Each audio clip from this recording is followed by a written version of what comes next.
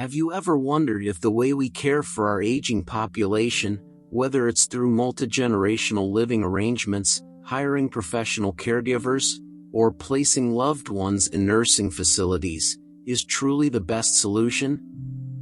For years, these have been the default choices. But have we stopped to ask if they honor the dignity, independence, and emotional well-being of our seniors?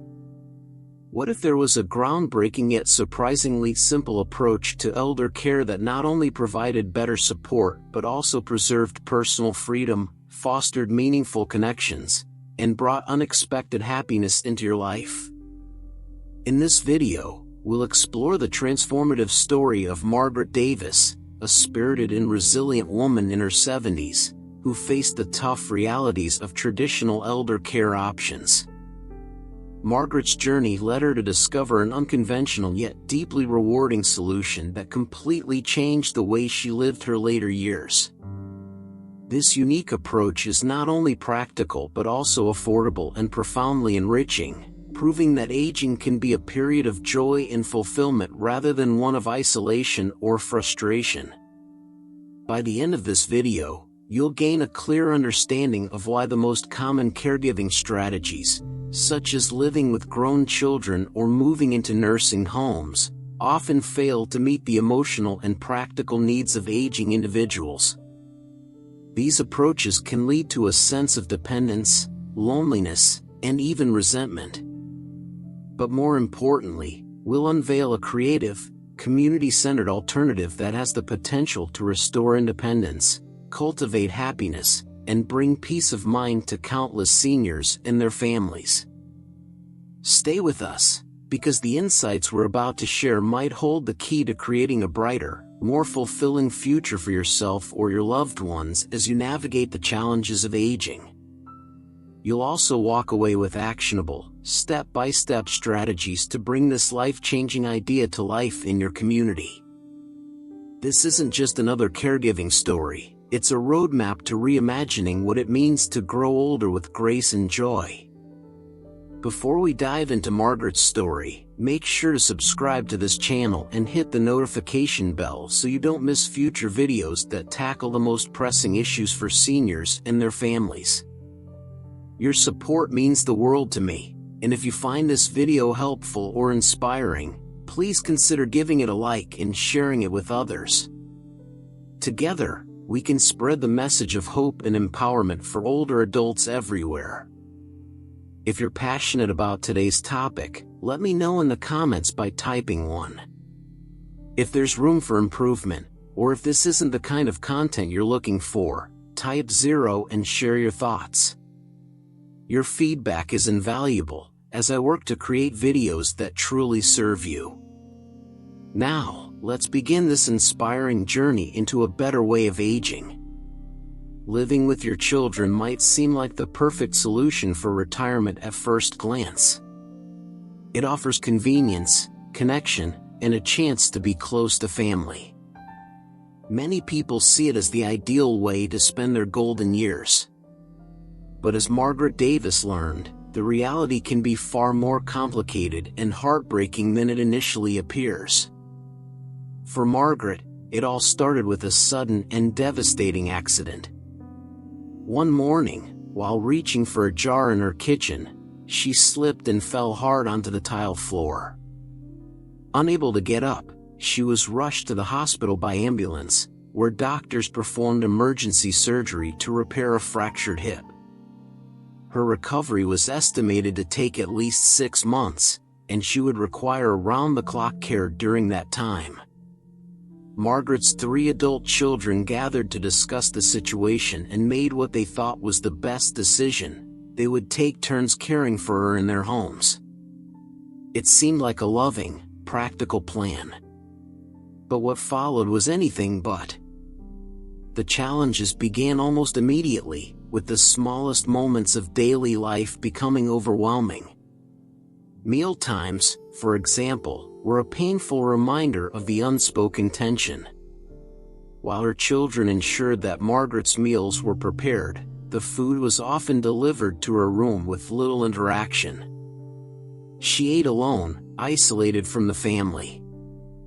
It felt like I was being treated as though I had an infectious disease, Margaret confided tearfully. Conversations with her children became another source of anguish. Margaret's slower speech and difficulty expressing her thoughts led to impatience and visible frustration. Her children would sigh heavily or cut her off before she could finish her sentences. When they were young and clumsy, not understanding anything, I never lost my temper with them, Margaret reflected.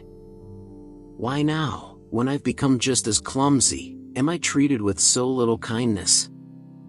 Worse still was the deep loneliness Margaret felt in her children's homes. A parent's home is always a child's home, but a child's home isn't necessarily a parent's home, she remarked bitterly. The generational divide created additional stress. Margaret was a morning person who cherished early starts, while her children and their families often stayed up late. Differences in meal preferences, room temperature, and even television volume became points of contention. Ironically, her children were also struggling. They juggled demanding jobs, their own family responsibilities, and caregiving duties, which left them drained and irritable. Margaret could see the exhaustion etched on their faces, and felt her presence was only making their lives harder. Am I becoming a burden to them? She began to wonder. The question haunted her, growing louder with each passing day. It became clear that her limited financial resources were a major factor. As a retiree with little savings, Margaret couldn't afford to offer the amenities that might make the job more appealing, such as generous meals, comfortable accommodations, or higher pay. She tried her best to treat the caregivers kindly, but the working conditions she could provide simply weren't enough. I wanted to give them better treatment, Margaret later said, her voice heavy with sorrow. But I just couldn't. Her children tried to help, each contributing $200 a month. But even their combined efforts fell far short of covering the $2,000 monthly cost.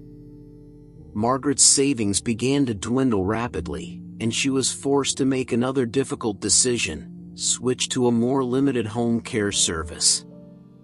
This new service reduced her costs to $1,400 a month, offering care for 4 hours a day, 5 days a week. On paper, it seemed like a manageable compromise. But the reality was far from ideal. With only a few hours of care each day, Margaret was left to fend for herself during the remaining 20 hours. Loneliness crept in, especially at night, when the house felt eerily quiet and the fear of an emergency loomed large. The nights were the hardest, she recalled. I would lie awake waiting for morning, feeling like I was completely on my own. The inconsistency of the caregivers also added to her frustration. Some services sent different workers each day, which meant Margaret had to repeatedly explain her needs and preferences. Others provided a consistent caregiver, but those relationships often ended abruptly when the worker quit or transferred to another job. Each time, Margaret had to start over with someone new, building trust from scratch. This cycle of uncertainty and detachment became a significant mental and emotional burden. Margaret's experience highlighted another harsh truth: while hiring professional caregivers may seem like a practical solution, it often fails to address the deeper needs for stability, trust, and genuine connection. The financial strain, combined with the revolving door of caregivers, left her feeling more isolated than ever. As her savings dwindled and her anxiety grew, Margaret began to wonder if there was any option that could truly meet her needs without breaking her spirit or her bank account.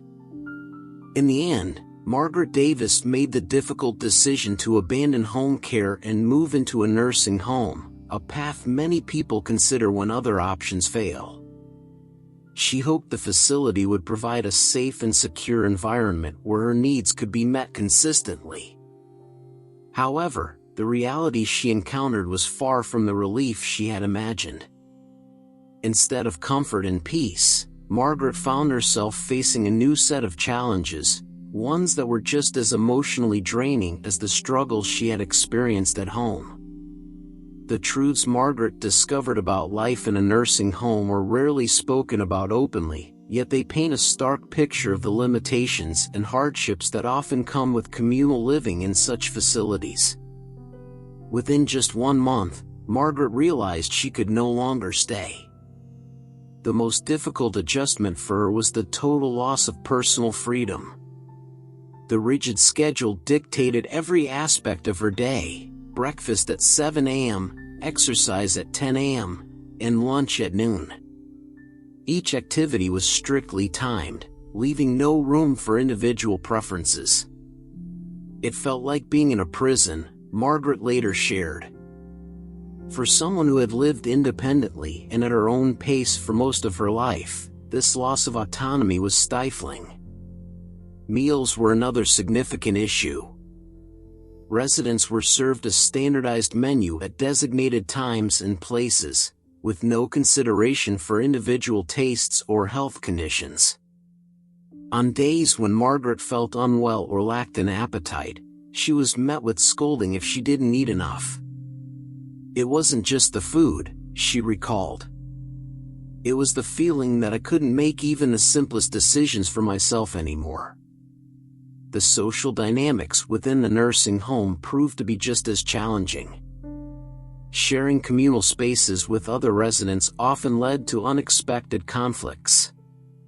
Margaret witnessed arguments over trivial issues, such as which TV channel to watch or how to arrange chairs in the cafeteria. For someone seeking peace in her later years, these frequent disputes added stress instead of relief. Privacy was another casualty.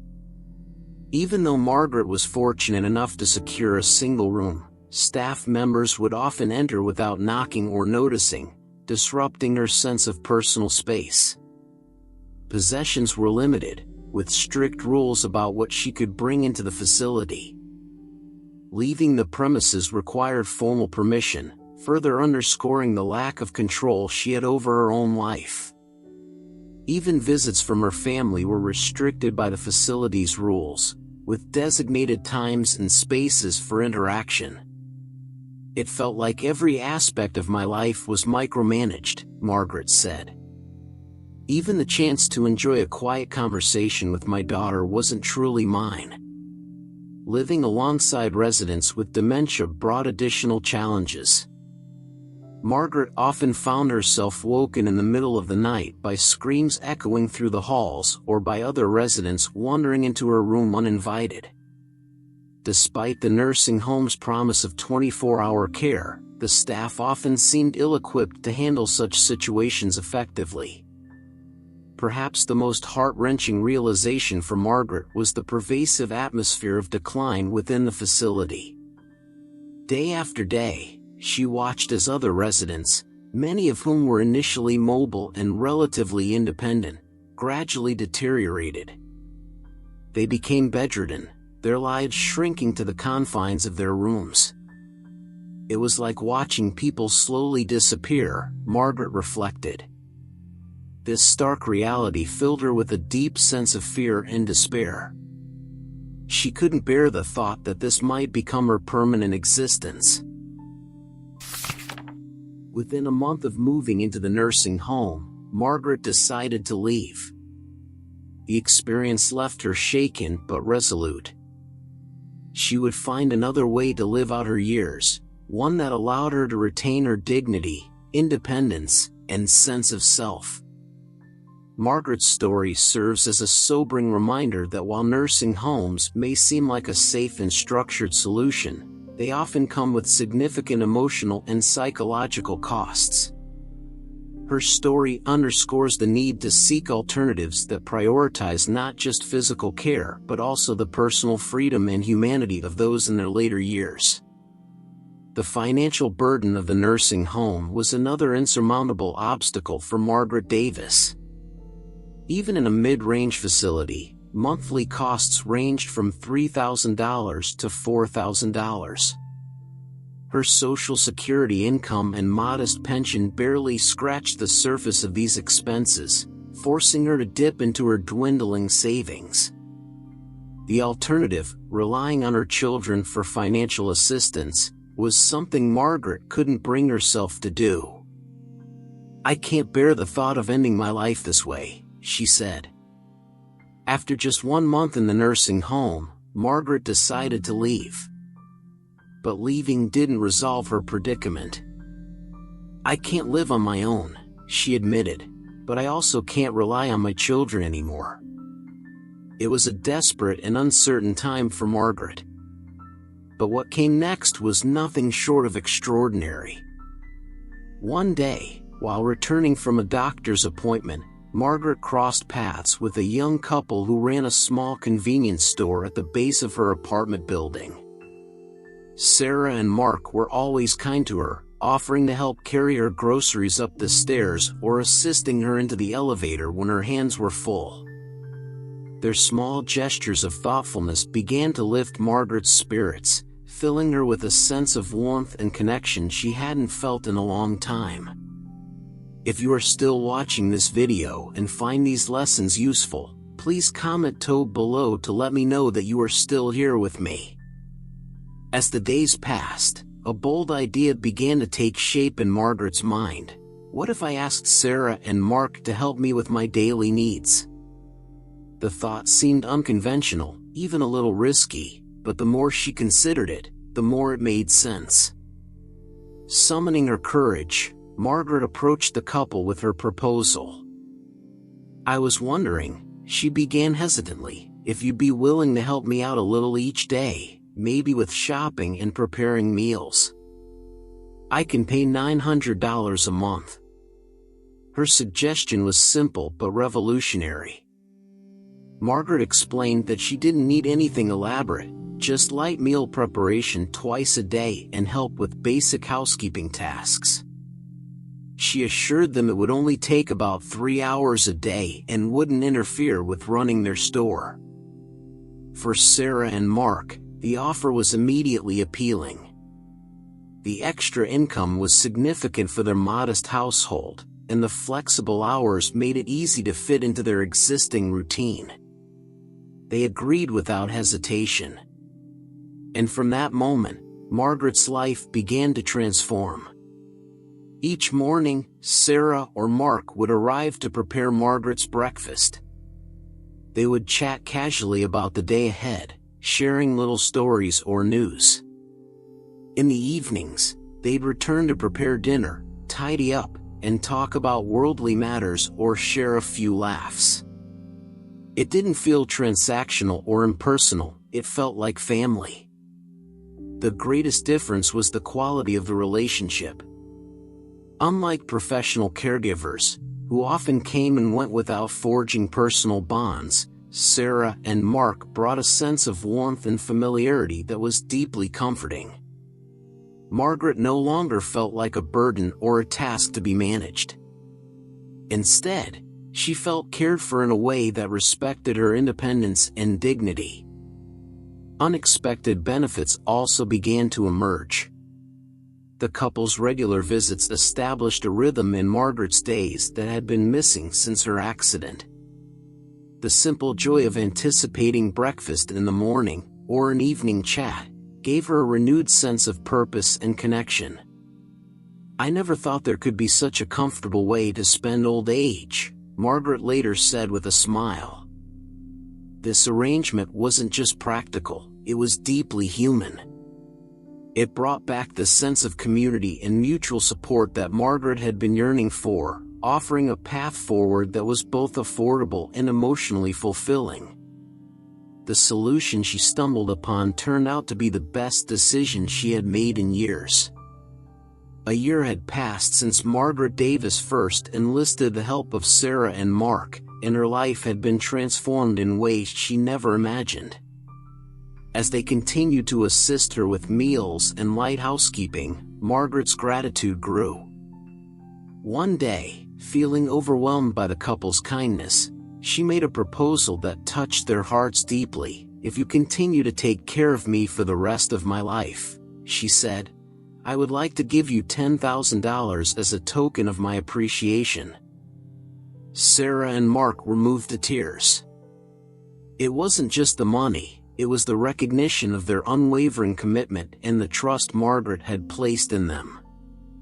What made this arrangement so brilliant was its naturalness. It wasn't an imposition, nor was it an excessive burden. The balance between independence and support created a space where they could care for each other without losing their sense of individuality. This was something traditional care services rarely offer, a relationship built on mutual respect and understanding rather than a strict professional dynamic. Now you may be wondering, how can you implement this same method in your own life? Here's how to get started with concrete, actionable steps, concrete steps you can take today. Margaret's success didn't come overnight. It was the result of a thoughtful, step-by-step process, built on trust and mutual respect. If you want to create a similar arrangement, the key is to start by building a genuine, natural relationship before ever bringing up the topic of caregiving. Step 1. Find the right neighborhood store.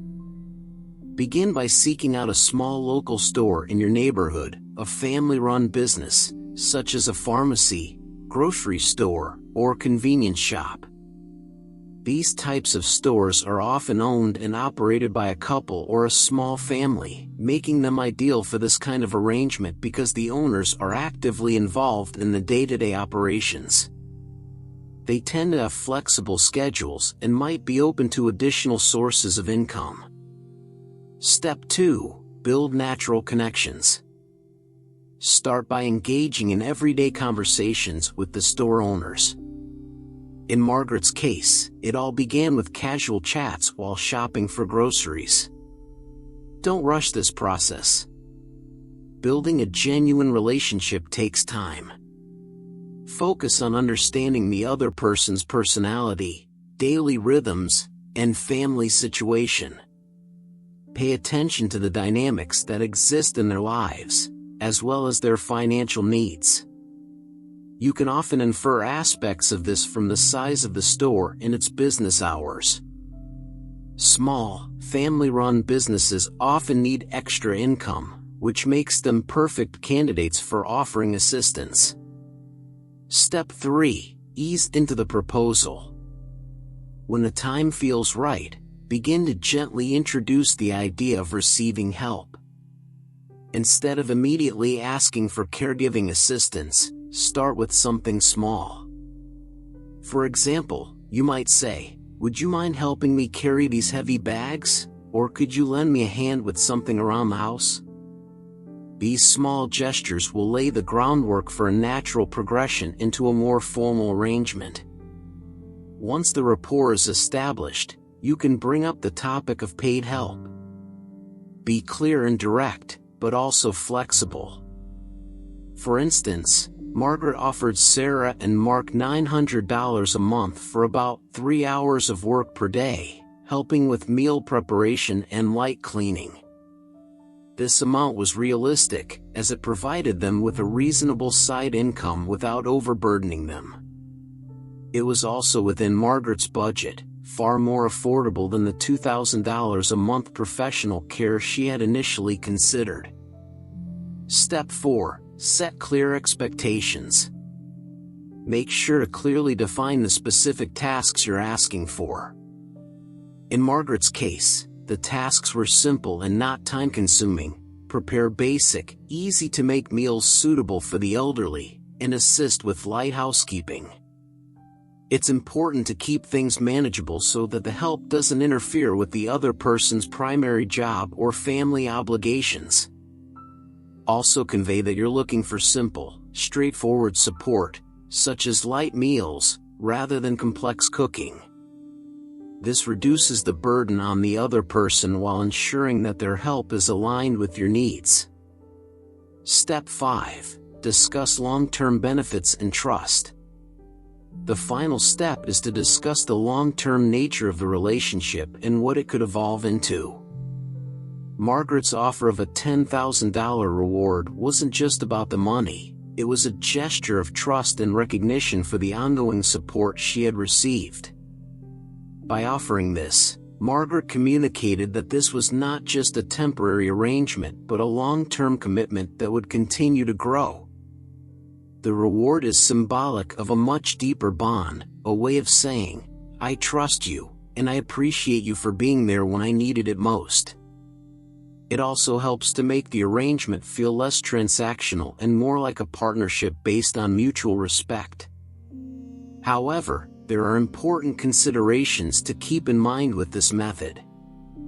One of the most critical is to avoid relying too heavily on a single person or family for help. Circumstances change. People move, face personal challenges, or may no longer be available. If your entire arrangement hinges on one individual, an unexpected change can leave you scrambling for alternatives.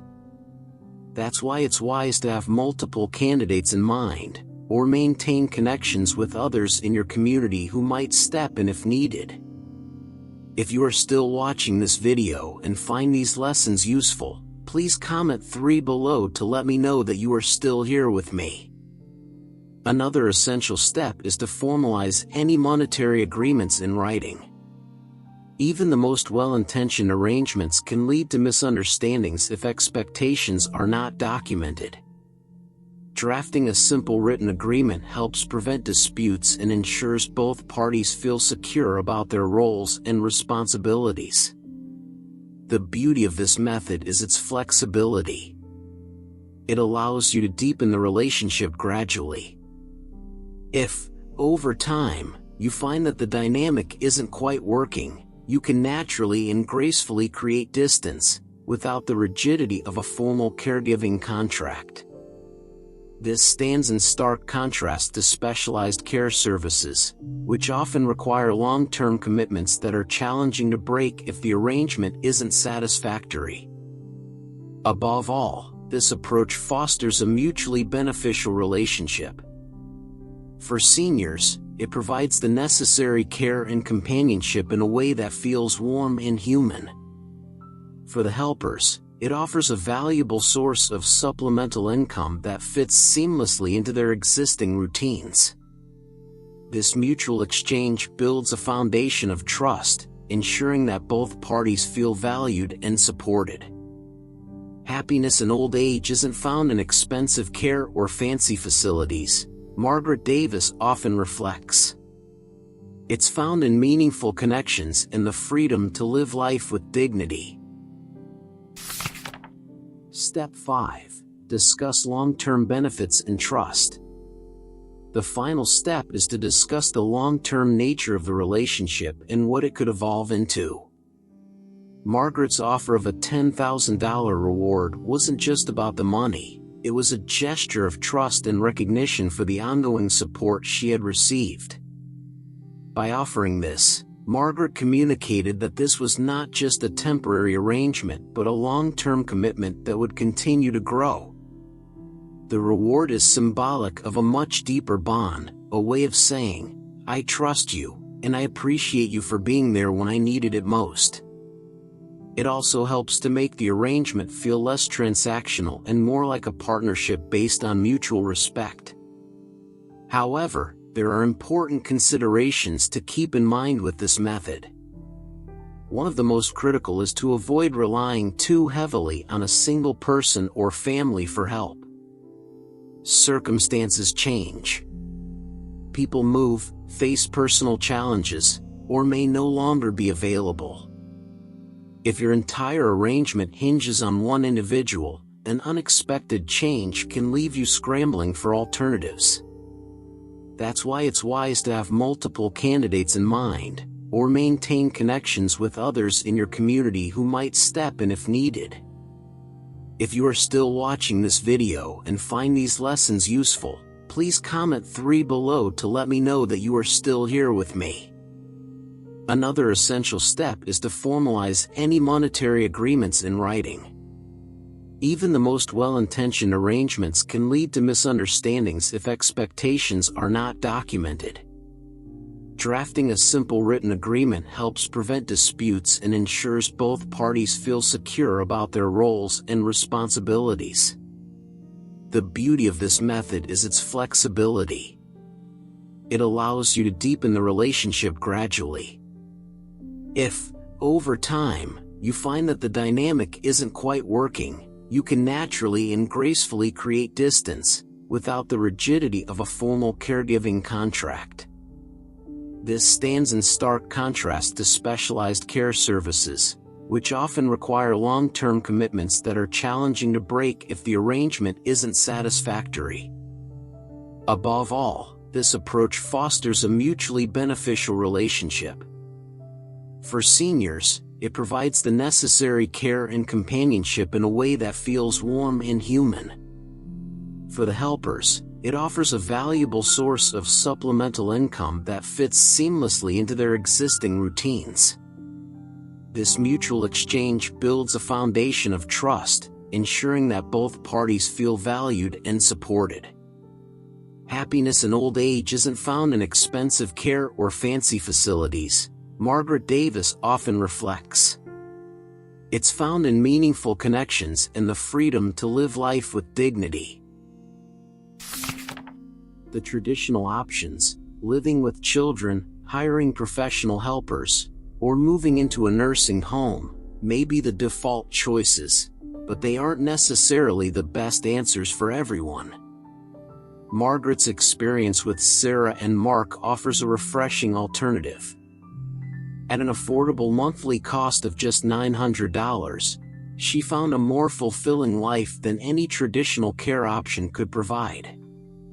The brilliance of this method lies in its natural, human approach. It provides the warmth and authenticity that professional service often lack, the balanced independence that living with family can't always offer, and the personal freedom that is often lost in nursing homes. It's an ideal solution for those seeking care without compromising their dignity or individuality. That said, this is just one example. Your circumstances may call for a different approach, and that's okay. The key is to think creatively and flexibly, tailoring a solution that fits your unique needs. Don't feel constrained by the options that society often presents as the only paths forward. Even if you're healthy now, it's never too early to start preparing for the future. Build meaningful relationships within your neighborhood and community. These connections can become invaluable later in life. The sense of trust and support that comes from knowing your neighbors may well be one of the greatest assets you can cultivate for your later years. Margaret's story is a testament to the power of ingenuity and human connection. It reminds us that growing older doesn't have to mean sacrificing independence or joy. Instead, with a little creativity and proactive planning, you can design a life that honors your needs, your dignity, and your happiness. As we wrap up, let's take a moment to reflect on everything we've explored today. From Margaret's journey, we've learned that traditional caregiving options, while common, aren't always the best fit for everyone. Her innovative approach to finding care through community connections reminds us that flexibility, trust, and creativity can lead to solutions that truly honor our independence, dignity, and happiness in later life. So, what have you learned from Margaret's story? Has it inspired you to think differently about aging or caregiving? We'd love to hear from you. Share one thing you've learned from this video and how you plan to bring it into practice in your own life. Your thoughts might inspire someone else to take a step toward creating a better future for themselves or their loved ones. If you enjoyed this video, please leave a comment below. Don't forget to like, share, and subscribe to our channel for more valuable insights and inspiring stories about aging, caregiving, and living life to the fullest. Together, let's continue the conversation and empower each other to thrive at every stage of life. Thank you for watching, and we'll see you in the next video.